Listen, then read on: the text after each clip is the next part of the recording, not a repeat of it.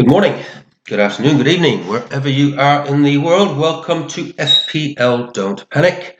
End of game week 12. I'm very happy. Could have been better. Certainly could have been worse. That's football. I had intended to do a quite a detailed second video this week, taking you through a few things, but I have been called out of Auckland for work. So literally the second I finish this video, I'm going to be packing a bag and I'm going to be gone for a few days. So I'm going to fly through this fairly quickly, and just to sort of give you my thoughts on game week 13 and my plans around that, and then sort of just a quick run through on game week 12. I did game week 12 in my game week review video yesterday, and I still had Hall to come. But what I'll do is I'm going to just run through very quickly my team for game week 13 and my thoughts around that, and my plans going forward, and then we'll just touch on a couple of other thoughts and things that I'm thinking about towards the end, and then we will start to look forward to deadline on Friday. I think it is in the UK. It'll be Saturday morning here, which is a humane hour for watching football, which is unusual. I've consumed so much football the last 2 or 3 days. I don't think I've slept hardly a wink. But it's been good. Been good. Been good. It's good. Really good to pass the old eye test over a few things. Certainly gave me a few things to consider. All right, let's kick off. Sort of going to take you through this. As I mentioned in my last video, I do work off paper. I find it's nice for getting my thoughts down and plans and understanding how players are doing in fixtures. Let's kick off with Henderson. Henderson, the dilemma, comes in with his penalty save. Spoke about it yesterday. He has produced over the last 5 game weeks 3, an 8, a 2, a 2, and a 7. He's averaging 4. And the harsh reality of it is, no matter how much he has me pulling what little hair out I have left, he's doing just as well as just about any other keeper out there at the moment. Apart, interestingly, from Fabianski, who I've got on the bench, who's just kept 2 clean sheets in a row. Go figure. So listen, I'm actually realising, for the next 4 or 5 game weeks, I've actually got some reasonable rotations between the two. This season, we don't know where the clean sheets are coming from, do we? We really don't. So listen, you know what? All things being equal, I think we're just going to roll with that. So I think it'll be Henderson in goal. Let me just so I can actually see the screen more clearly. I think Newcastle. Home to Newcastle. Newcastle didn't look like they were going to score today. Really surprisingly at St James's Park. So I just marginally edged towards Henderson for this one. Aït-Nouri will come off the bench.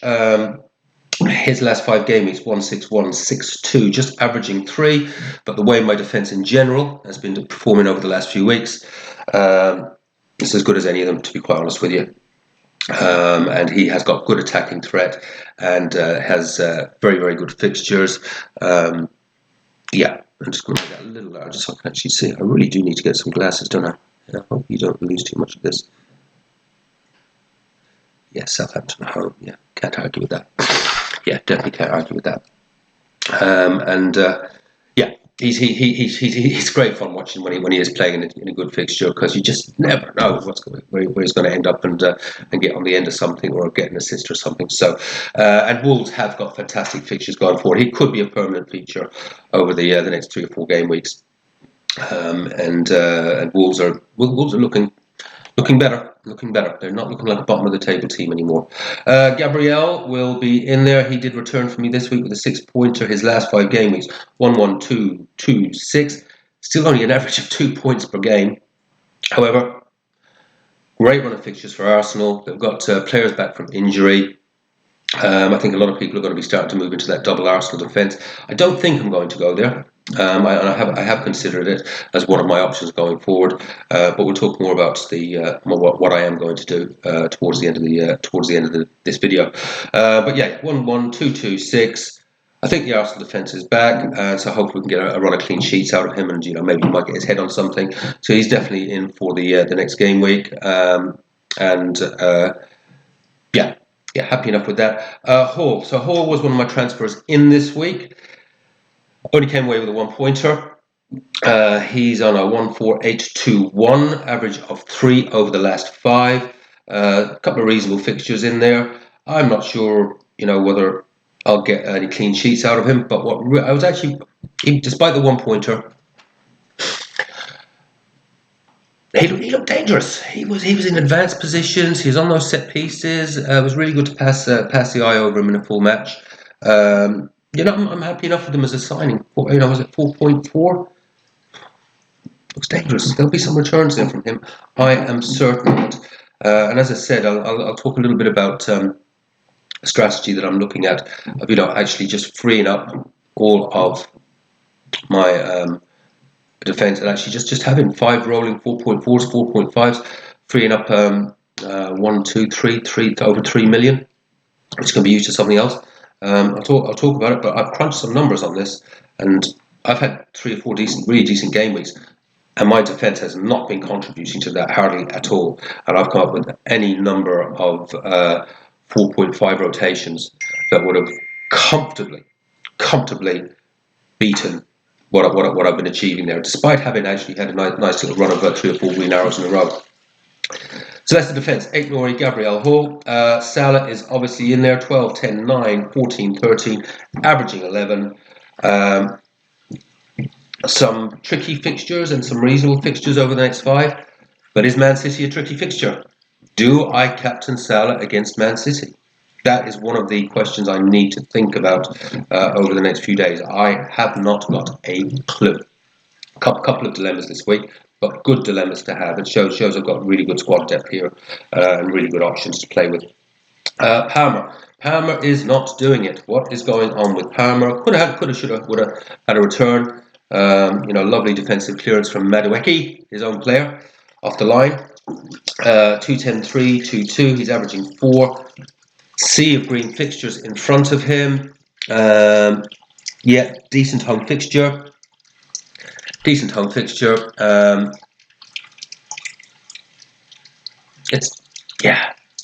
got a haul soon.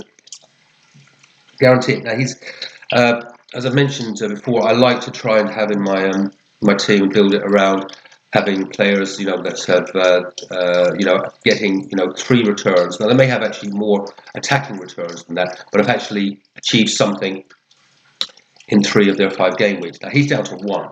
So in normal terms, I would be moving him out. But the rest of the team is doing so well, I think I can afford to have a little bit of patience here. Because when he goes, he's going to go. He's going to go big, and he's going to do it for 2 or 3 game weeks in a row. And if you haven't got him, you're going to be hiding behind the sofa just as bad as you'd be hiding behind the sofa for Salah. So, yeah, I'm going to stick with him. I have faith.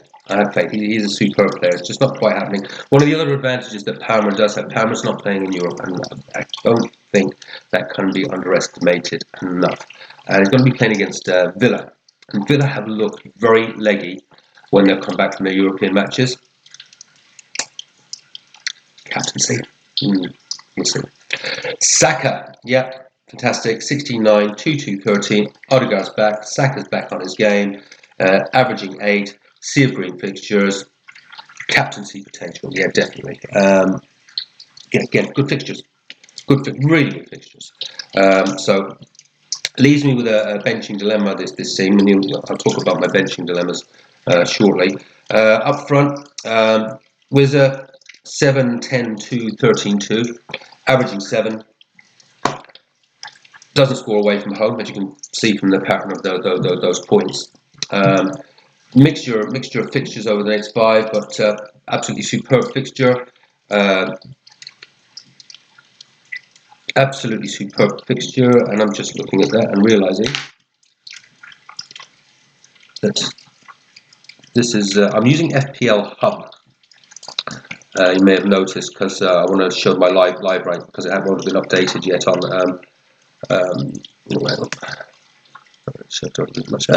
What's going on? Stop. Okay, just have to take it from me. I'll do this at a later point. And when was my benching dilemma? I am going to have Wizard, João Pedro, and Konya. So Mbemo is actually on the bench, so we'll talk about that shortly. But no, Wiz is playing. I do have some concerns there, but at the end of the day, at home, Wizard scores, and he will get something. My concerns are around Thiago, who is back from injury. That was the big money buy during the summer. He's going to lose minutes, or he will be pushed out wide. But all things being equal, Leicester, Brentford at home, they will usually get 2 or 3 goals at home, maybe more. They've had 4 or 5 this year. He'll get involved in something, and he may go big. So that's the decision there. João Pedro is in this team, and yeah, he's just been fantastic. So these are the last 5 game weeks that he's played. So obviously he had his injury, but his last 5 matches that he's played, 2, 8, 8, 11, 12. He scores against the big boys. He scores against the minnows. It is an absolutely superb fixture. He's averaging 8. He's got, again, great fixtures in front of him.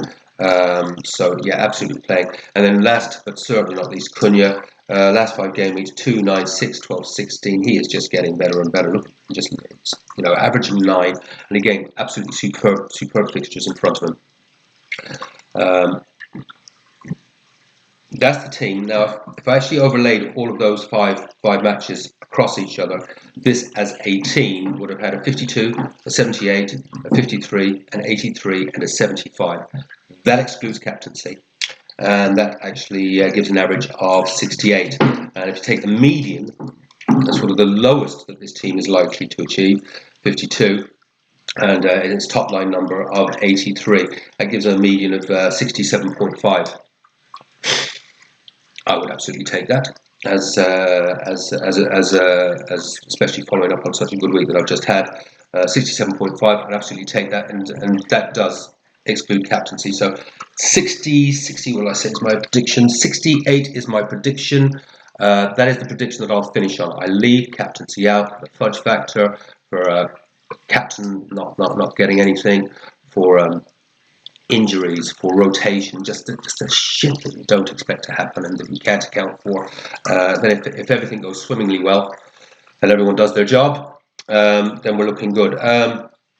Yeah, 68 would be great. If it goes over that, then absolutely brilliant. And these are good fixtures. I mean, arguably, I got 84, I think, in the end this week. These are better fixtures, way better fixtures than I had this week. My prediction for the week that's gone was 67, actually, and excluding captaincy. And obviously, Salah, Hall, and everything went swimmingly well, and I ended up with 84. So fantastic. And I also find it interesting. I have my own methodology for doing my predictions. I find it bizarre how close it is to this FPL Hub thing. Predictions as well. That's actually, in fact, I know I've got Mbemo will be on the bench and João Pedro coming in. I can't imagine it would make too much of a difference, but see there, it's actually this end, the team as it stands there, would do 67.8. Interesting. Anyway, benching dilemmas. Yeah, strong bench. Fabianski, Mbemo, Gvardiol, Konza injured at the moment, but he may be back. Konza would be on the bench anyways. Some nice fixtures coming up. He's averaging 3 points across his last 5, but he does have some superb fixtures, so the rotation there will work well further down the line. Gvardiol, it's a tough call to leave him on the bench. 10, 9, 7, 1 and 0 in his last 2. City are keeping clean sheets, but as we saw, even in the match against Spurs, he was in very advanced positions, stuck a couple of crosses onto Haaland's head, which Haaland's not converting anything at the moment, thank God, and had 1 or 2 shots as well. So it's a tough call to leave him on the bench, but I just think they'll probably keep a clean sheet. But if City defend against Liverpool like they defended against Spurs, 4-0 could be nothing. I mean, seriously, that was... I've played in Sunday League defences that defended better and more organised than that. And Mbemo probably is the biggest call to leave on the bench, but you tell me. Please feel free to make a comment. Who do I drop? Salah, Palmer, Saka, Bruno. And the reason it's Mbemo is that I do think he's been a little bit less effective since Wiz has come back, weirdly enough, and they do work so well together.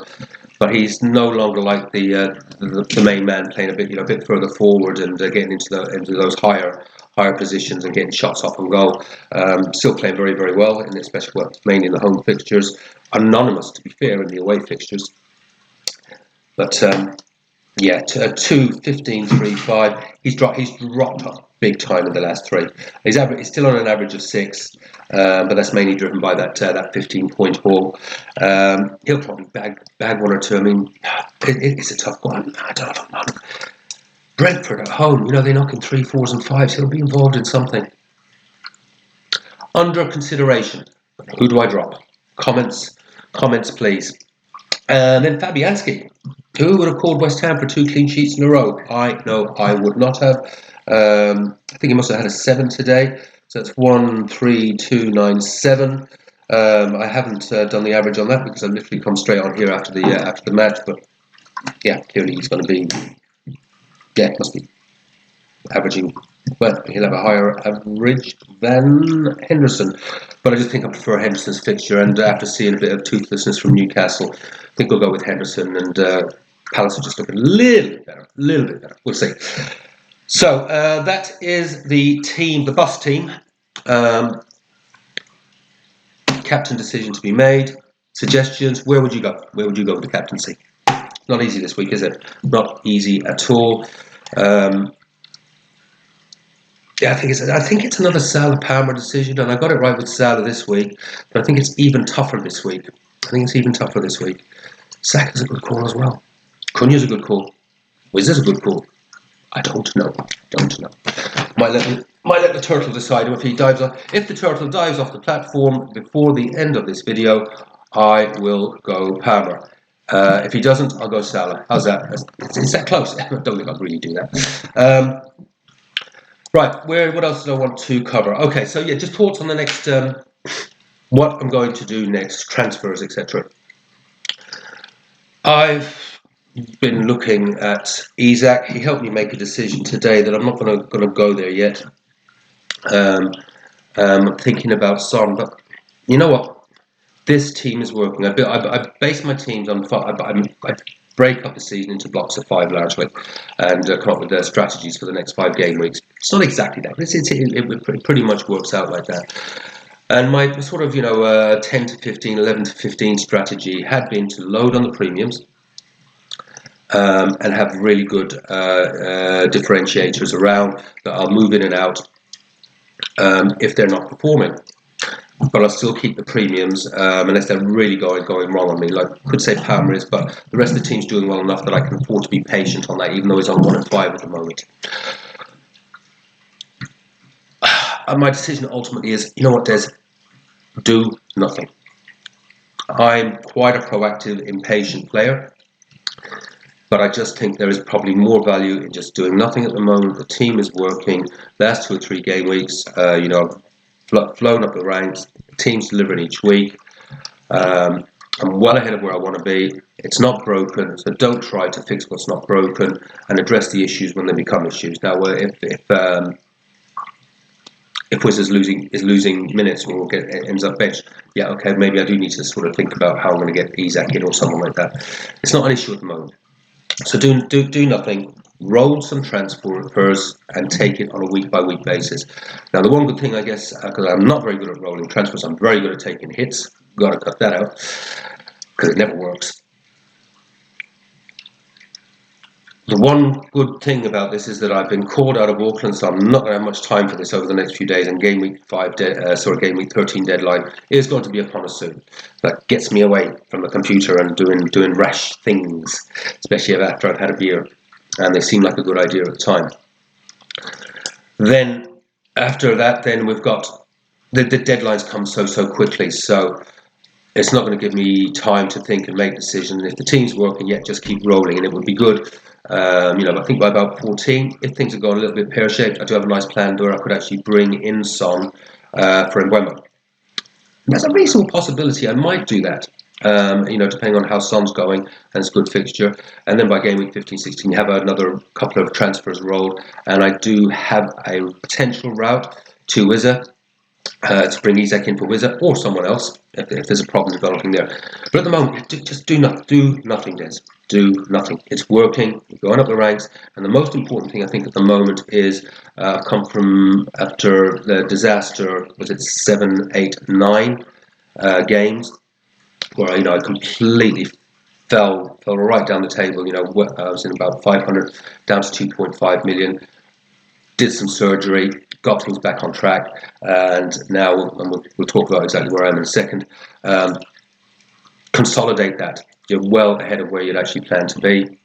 I just sort of aim to get into that top 100k. Do nothing, let this team roll, and then if it starts to go off track, then start to do a little bit of surgery then, and it'll be a lot easier to do a bit of surgery. I've got a few transfers up my sleeve. I'm not very good at rolling them, but I think given the speed that the game's coming at us, I think it might help my transfer addiction. I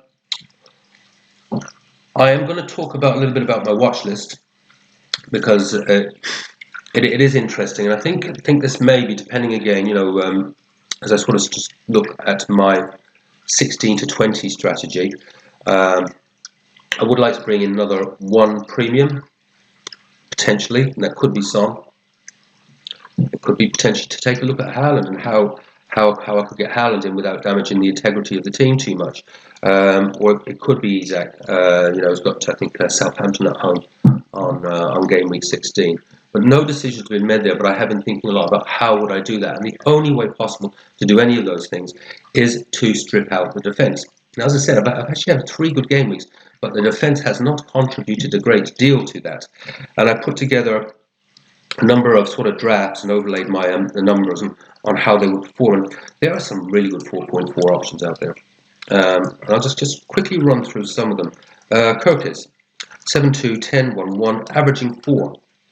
4.4 million defender, and if you've got them on a rotation and keeps their good fixtures, that's good, and they've got some good fixtures coming up. Mikolenko, 7-2-2-6-6, that's an average of 5. That's outrageous. Tough fixtures though, but a couple of good ones in there for rotation. Dunk, not going to do Dunk. Look at those Brighton fixtures though. Something to think about. Milenkovic. Okay, Forrest have fallen off the wagon a bit, but he's a bit of a target man from corners. It's just fallen away a little bit with the tough fixtures. There's 1 or 2 decent fixtures in there, and Milenkovic currently 6-1, 6-1-1. It's just an average of 3. Now my cheapies are actually not doing too badly. They're doing as well as my expensive ones, my Gvardiols and my Gabriels, to be honest with you. I could easily take out Gabriel and Gvardiol and bring in 2 of the best of these, look at the fixtures, maybe even move one of mine out that maybe isn't doing so good as I look at some of these numbers here. And all of a sudden I've got 5 very good rotating defenders that do return, and I've cleared up 3 million to bring in a Son, try and find a way. Maybe I don't think I'm going to. We'll see, but potentially look towards a Haaland. Particularly if I look at my midfield and say it was Mbeumo that I'd want to move out, because they do have a horrible fixture run. Look at some of these midfielders. Damsgaard, 5 million, 5-2-3-8-3, averaging 4. A couple of decent fixtures in there. Could be bench fodder or could be an enabler. Mario Jr. Wolves, 5 million, 2-1-1-6-6, averaging 3, but an absolute joyous run of fixtures in front of him for the next 5. Gomez Wolves, 1-2-10-3-12, averaging 6, 4.9 million. Sea of green fixtures. And potentially one of my favourites as a Man United fan, because it was the one bright spark in that match against Ipswich, Ahmad. His last 5 game weeks played, bear in mind, he never really got a fair shot under Ten Hag. 6-6, 3-6-8. That's 4 returns in 5 games, an average of 6, 4.9. And he looked good. A little bit naive on defensive side, but it's a new role play for him, obviously playing wing back. If he gets himself cemented in that side and is playing that role, 4.9. What a great enabler, whether it's sitting on the bench or whether it is in your starting 11, and you suddenly got Salah, Palmer, Saka,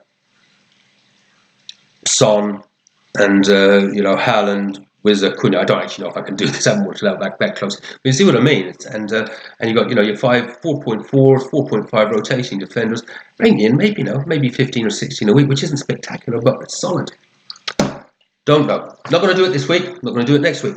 Probably not going to do it for, but it's just something on my mind and a potential strategy, and I'll crunch the numbers properly from maybe something to look at from game week 20 to 25 as I plan out what I'll do in my next block of 5. But at the moment, for the current block of 5, things are working. Don't fix it, Des. It's not broken. Carry on. Anyway, in summary, let's just change the screen here. Let's go to the... I can do this.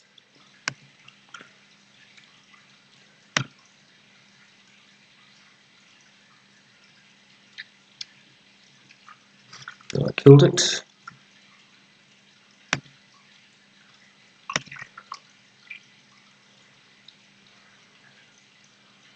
Hopefully that pops up in a second. Yeah, cool. Okay, that worked. In summary, okay, so I finished for this week with a score of 88, -4 for my hit. The hit didn't work.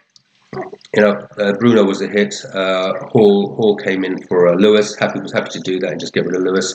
And I like the look of Hall. I think Newcastle probably do actually have more clean sheet potential, even though they conceded 2 today in City at the moment. And I really liked Horton. So that was the transfer. So that wasn't a hit. The hit was Bruno coming in for Johnson. Johnson would have sat on my bench anyways. So I didn't lose those 6 or 7 points. And given what I've seen today, you know what, I'm happy enough with the Bruno transfer. I'm just happy to have Bruno in my team as Isaac, which was the other option I was looking at. We'll just see how we go with this one over the next few weeks. And again, fantastic rotation options there if I need to take Bruno out for Mbeumo some weeks and various things there. And talking on that, I mean, that is the intent. As I say, I've got a deep bench. We've got so many fixtures coming up. There's going to be injuries. There's going to be rotations. So I'm really happy with the way the side shaped up. I've come up from 661k, so I'm up to about 100k. I'm inside the top 250k now. Absolutely thrilled with that, and I'm just 16 points outside the top 100k. So, yeah, it's there. It's inside. So, next few games, don't do anything silly. A steady ship, and just see if we can just maintain that top 250, and if we can eke closer to that top 100k over the next few game weeks, happy days. But it's so volatile. Honestly, one bad game week and back down 800, 900k. It really is incredibly volatile. So yeah, I have considered some transfer options, but my 11 to 15 strategy is working. Change nothing. I'm just going to assess week by week. And as long as I'm getting close to those 70 points, I've got to be happy. And as I say, I pump my teams. This FPL top ones. I've done all my own numbers and etc. And it's amazing how close their predictions are to mine. And I don't know if you're aware of this FPL Hub tool. It's an AI tool. I don't like AI. I pontificate about it enough. We play the game to play the game. Why would you want an AI team or an AI app picking your team and doing all that? Where's the fun in that? But this FPL Hub is useful in some other ways, like getting your team and planning out your game weeks and stuff like that. And it does give you a little bit of validation where it rates your team. And I think I sort of, something mine's around 98%, which apparently, allegedly, is pretty good. It's pretty high. I know I'm certainly happy with it. Yeah, and maybe I'll look at a team of 4.5 defenders at some point. But in the here and now, keep doing what you're doing. And I have got to go and pack a bag now. I have waffled on here. I hope that all made sense. Hopefully, there might have been a little bit of interesting information for you. Please, pop a like, pop a comment. If you're not subscribed and you did enjoy the content, love to have you as a subscriber. Still planning to do watch-alongs. I'm ideally placed here in New Zealand. The tech completely failed me this last weekend. I'm going to have another crack this weekend. I'll get something up. I'll try and have a crack this weekend because I do think we're here in New Zealand, we can literally get all the matches live, and as well as that, we get a thing called Goal Rush, which means that as a goal goes in any ground around the country, they literally go there instantly. It just flashes up a goal, and then you go there, and it's like, oh, is it one of mine? It's a lot of fun. Hopefully, I can get that all up and running. We will see. But listen, folks, in the meantime, I hope your game week's gone well. If it hasn't, because seriously, there's going to be some mad swings out there this week. There really is. I was chatting to one of my subscribers, Cameron. You know, it's not the greatest game week for him. He's been chugging along nicely in the well inside the top 200k, and down to, I don't know, 400. And that can just totally swing back this week. It is mad out there with the way the fixtures are swinging. I suspect when I have a look at the top 50, I had a quick look earlier during the game weeks, and it was all change. It was all change again. Keep doing what you're doing. So on that note, thank you very, very much. I really appreciate anyone that's looking. Yeah, have fun. Play your own game. And above all else, do not panic, which I am prone to every now and again. Take care. Bye-bye.